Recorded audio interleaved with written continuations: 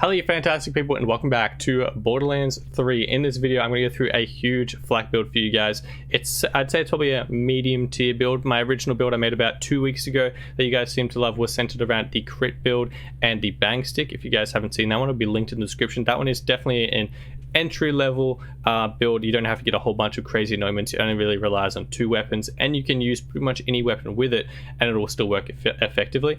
In this build I'd say it's more medium tier build. You have to get a few things, and if you want to like make an absolute maxed out crazy build, there's a few extra anointments you can grind and get to as well, but the build will work once you essentially have a king or queen's call. But yeah, in this video I'm going to go through the entire skill tree that I've been working on for the last week or so, plus the weapons and anointments that you want to get, plus shields, artifacts, all that fun stuff, so you guys can get the best out of the king's and queen's call pistols. The king and queen's call are the center around this build, the weapons you want to particularly go for, but on top of those you can actually use a large majority of the Jacob's weapons. Particularly I'd say the wedding invitation is the second best weapon you could use for this. I didn't center the build around the sniper rifle, but because it is a Jacob's weapon and has elemental damage, it does get a lot of buffs out of this build as well, so it's another weapon you can use as well if you already have one of those. Before I get into the skill tree and build itself, I'll show you guys a clip on screen of me destroying Tyreen with this build once I finally finished it.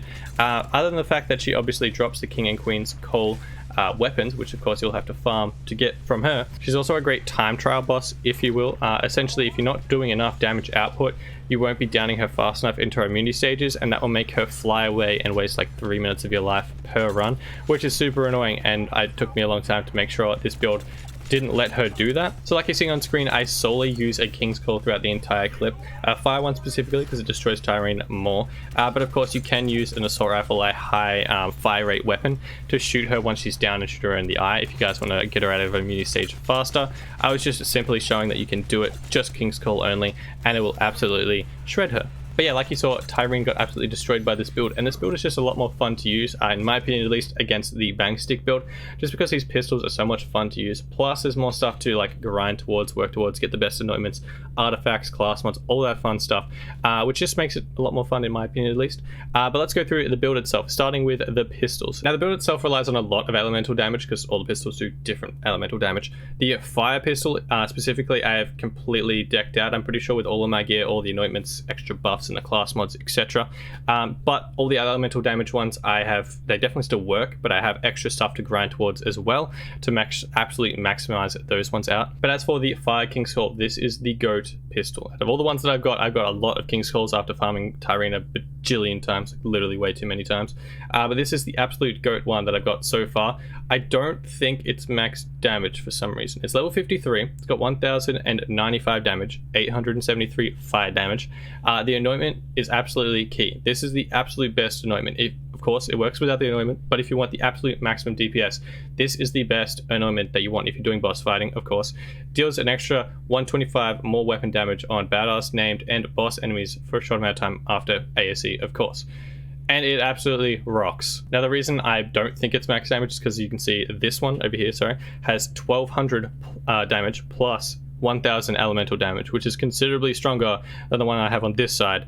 But of course this one has the 100% weapon damage after ASE, and it's not particularly on bosses, it's just on anything. But for some reason this one does less damage, like considerably less damage. I tested on everything, changed on my class mods, everything like that. This one absolutely destroys for some reason. Test it out for yourselves if you guys get both of them, but if you start with this one, I would definitely recommend continuing to farm to get this one if you want the absolute maximum out of this build, of course, because for some reason it just shreds like so much extra damage. But regardless, moving on, for the radiation damage one, this is the best one I've got so far. Still level 50, but of course it's got that 125% extra damage against bosses. Of course that anointment is the absolute GOAT. Any anointment that helps a little bit is a great one to start with, and you can just keep farming Tyreen faster and faster as the anointments get better. And to get the absolute maximum one, of course I'm still rocking a level 51 and it still shreds. So if you've got them from before the level 53 cap came out, use them to farm her. It still works really, really well. It's just that extra bit of damage once you get to level 53. Now the Queen's Call, unfortunately for the corrosive one, I haven't got any good anointments on it, but I do have a level 53 one. It does work pretty darn well, but I'm still grinding for that anointment. The King's Call with the electric damage one is so rare for some reason. I cannot get it to drop. I think I've got it 3, maybe 4 times in my entire life of Borderlands 3 to drop. And I've killed Tyreen a lot of times, like at least 1,000 times by now. It's kind of ridiculous. So if you're going for that, good luck. Honestly, I hope your RNG is better than mine. For some reason, King's Calls of shock damage are super low drop rate. But this is the only one that I've got that's anointed so far, and of course it's a level 50. It's not max damage, and it's for Iron Bear. And I'm playing as Flak. As for Cryo, they drop way more frequently, but for some reason I don't have a maxed anointed one yet. I do have a max level 51, don't have a max level 53 yet, but if you guys go for that, they are a lot more common. So if you guys want to start with something that drops more often and go for the Cryo build first, then work towards the others, would recommend that as well. Now, past the pistols themselves, we want to move on to the shield. There are so many different ways you could go about doing this. Personally, my favorite is this one currently, just due to the anointment mostly. The transformer itself, great shield of course, because it recharges on shock damage, which for a lot of bosses that helps a lot. Plus the 40% chance to absorb bullets, that helps a lot if there's smaller mobbing enemies in the boss fight arena, so that's super helpful. Plus the anointment itself is a bonus 50% incendiary damage with weapons for 10 seconds after ASC. So a lot of these things will be after ASC, so you want to get the action skill and that's where your extra bonuses come in like crazy.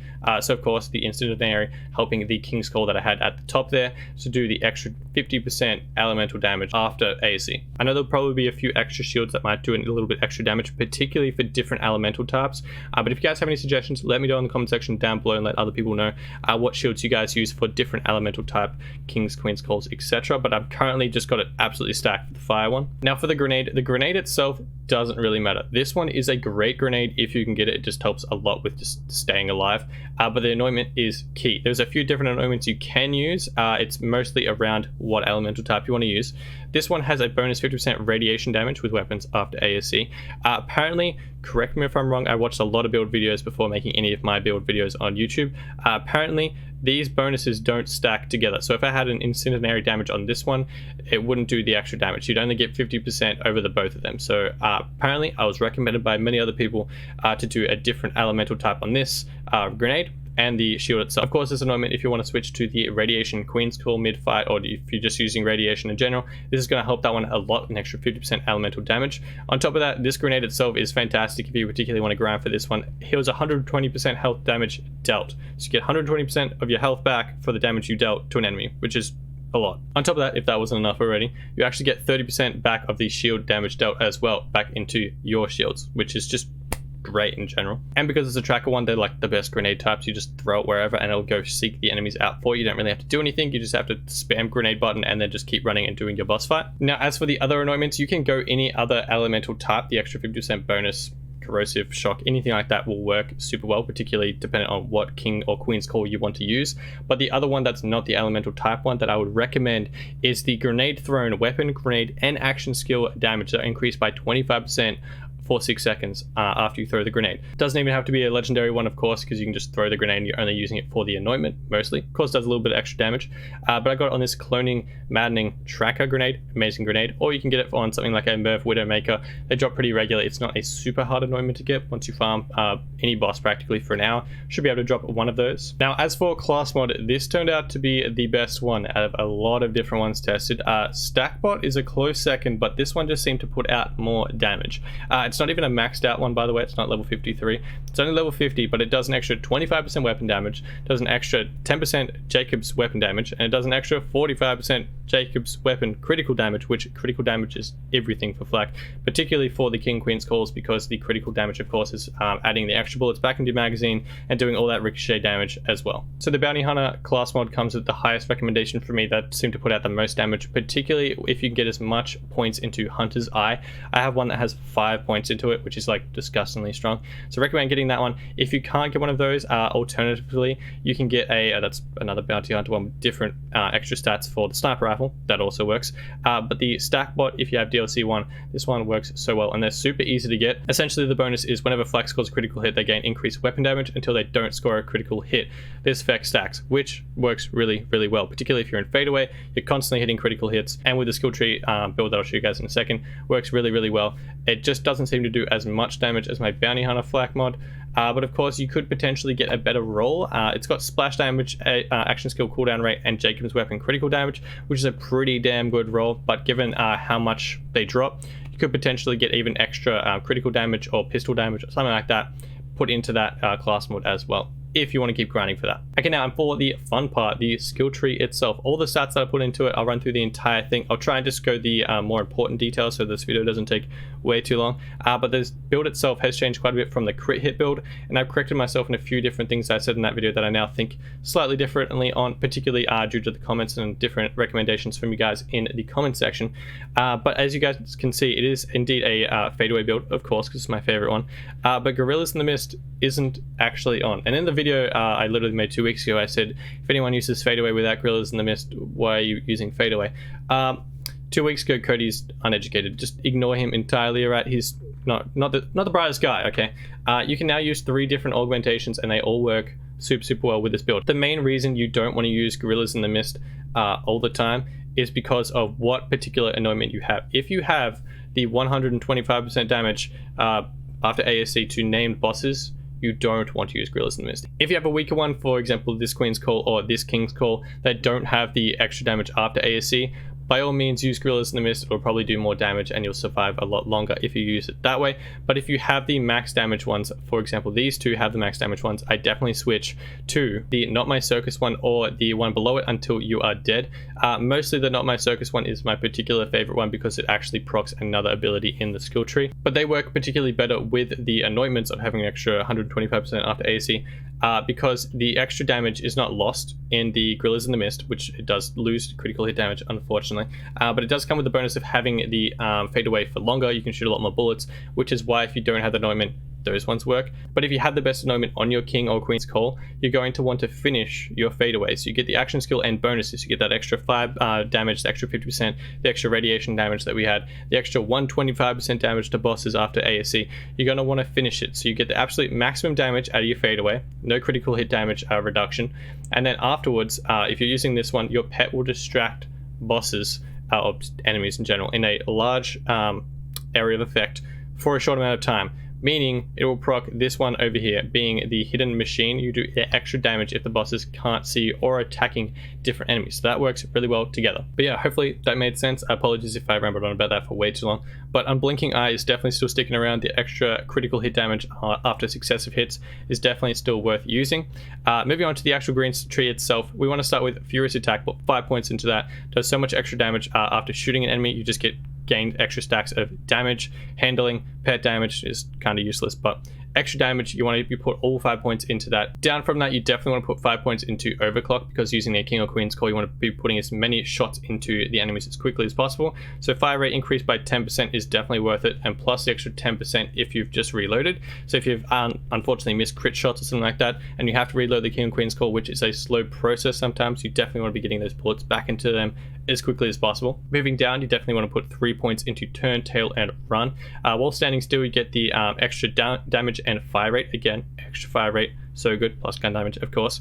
And then while moving, you get that extra health regen and damage reduction. So Flak is super hard to keep alive sometimes, so you definitely put some points into that one. This one up to your preference. I personally love having the pet being able to revive me if I'm down for some reason, and the pet manages to stay alive to revive me. So damn good. Would recommend it for you guys. If you guys don't want to put a point into that, you'll just have an extra one to put randomly into these 4. I personally put the extra point, or you can put 2 points into Self-Repairing System, just that little bit extra health, because these ones are either useless or mobbing, or this one is getting the health between your allies, either being your pet or if you're playing multiplayer. Personally, I play solo, doesn't affect me. So you guys can put 1 or 2 points into there. That would be my recommendation. After that, you definitely want to put 3 points into the Fast and the Furious. Definitely recommend putting all 3 points into this, because once you're above half health, or if you're still above half health from the start of the boss fight, you're going to get the extra gun damage and movement speed. Movement speed is great, but you're mostly going to want the gun damage, because you're definitely going to want to try and stay still at the start of a boss fight, because you're going to be proccing this extra damage. So once you jump into the boss fight arena, go fade away, stand still because they can't hit you or see you, and then just unload into them. On top of that, extra bonuses here, if the enemy can't see you or is attacking a different target, you're getting that extra damage again. With 3 points into that, because we've spent the extra 2 elsewhere, you're getting extra 18% damage if they can't see you, which is in fade away. If your pet is distracting them, that will get you that extra 18%. Now the blue tree itself only has 3 points into it. That is the extra gun damage and action skill duration. Action skill duration are not really super necessary if you're not using Gorillas in the Mist. It's definitely helpful though, because if you're regenning or if you're just trying to run away, get out of a bad situation, something like that. But the gun damage itself, an extra 12%, definitely recommend putting 3 points into that. It's well worth it. Now the red tree, that one we've actually gone all the way down this time. In the last video, I didn't actually use this final perk, but I definitely recommend it for this build. For the King and Queen's Call, it's definitely more necessary versus the bang stick build. Starting from the top though, definitely 3 points in the leave no trace all the time with flak. It's so helpful. 3 points into this one puts you at a 36% chance to add ammo back into your magazine upon a critical hit. The critical hits already add ammo back into a King or Queen's Call, but if you missed a few, that extra ammo added back helps a lot. Now to get you to the next level, Interplanetary Stalker, recommend putting 2 points into that one. Honestly, either of these two actually don't matter too much because it's mostly a mobbing skill ability. So once you kill an enemy, you get extra damage, but you're not really doing that in boss fights until after you finish the boss fight, so it's not really necessary.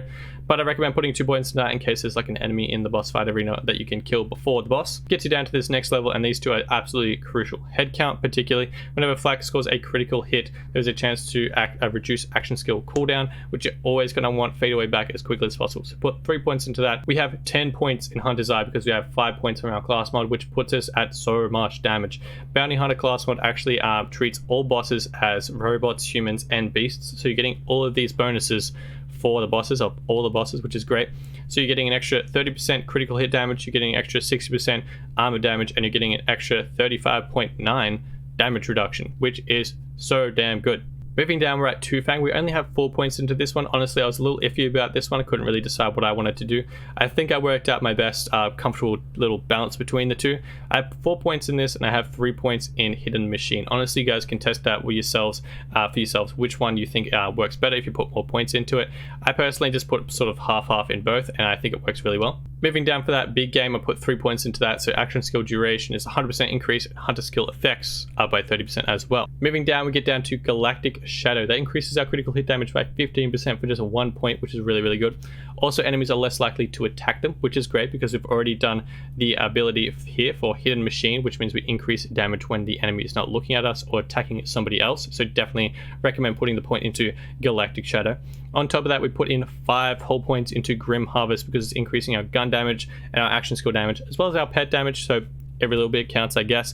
But the gun damage and action skill damage is definitely the main two you definitely want to use. And then finally, the top tier ability for the Hunter skill tree is Mega Ball. Put 1 point into this, which is different to our last build because we're using the King and Queen's Call. The ability is flak gains a chance to score a critical hit with weapons against any part of enemies. Essentially, because we're not going to be using Gorillas in the Mist, we're going to be getting our fade away over and done with as quickly as possible, getting all those amazing action skill and bonuses from all our anointments and all our skill tree perks, etc. Which means we're going to have to rely on our own accuracy to hit criticals as much as possible, which for some bosses like Grave Ward, super easy to do, but other bosses, they have guards or hidden spots. It's a bit hard to hit them all the time. So getting that extra 20% of the time to hit criticals, it's keeping the King or Queen's Call doing the extra damage. It's keeping it from having to reload all the time, which is the slowest part about the gun. Only real downfall to it is you have to reload regularly. And then on top of that, by keeping the criticals going, you're getting your action skill back faster. So that's the entire skill tree part of the video. But on top of that, I almost forgot to show the artifact. I literally edited this entire video and then went, the artifact. So I don't think I've got my perfect like god roll artifact yet, but my favorite artifact out of all of them to use is by far the Snowdrift. Mine's an auto idol. I've got like 3 of these exactly the same. This thing is amazing. I haven't used it before. It'll literally change the way that you play Borderlands 3 in total. The primary reason is slide speed, 102% increase. I believe I may have it on me. Checking. No, I do not have it on me, but there's a level 53 version that pumps it up to 107% increased slide speed.